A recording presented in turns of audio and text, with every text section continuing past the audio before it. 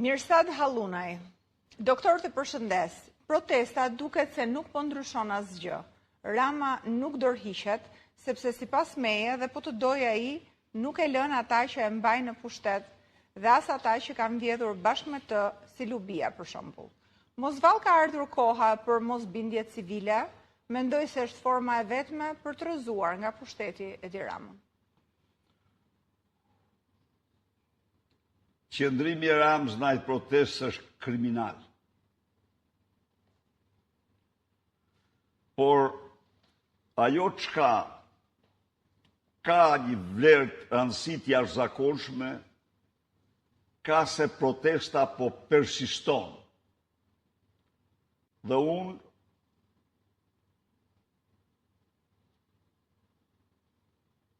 kam vlerësuar me interes deklaratat e tyre se ata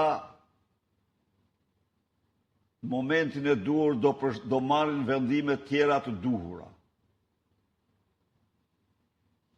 Vetëm se një gjë, Zoti Allun, kjo protest qytetare kërkon mbështetje nga çdo qytetar. Ndaj dhe është në detyrën tonë të mendojmë dhe të bëjmë gjithçka si të afrojmë suksesin e saj. Ajo është një protest epike. Djemë dhe vajza është burra e grash të pamposhtur çdo ditë.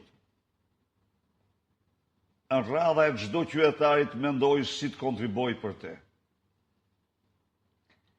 Shkëlzen Mustafa, doktor, a mendoni se zjarret janë të qëllimshme për interesa klienteliste të Ramës, për t'i hapur rrugë investimeve për rezorte?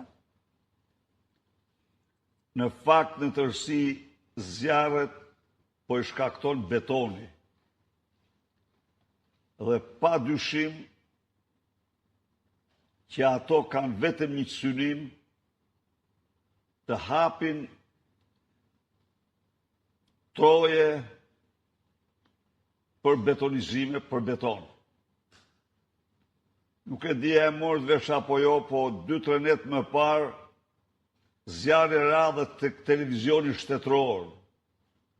Duket se dhe aty do nërtohet në i kull dhe ajo nërtes duhet të zhduket. Barbari. Nuk ka dyshim që zjarret janë të diktuar nga betoni. Klevis Haziraj, doktor, si e komentoni faktin që një gazetë prestigjioze zvicerane e lidh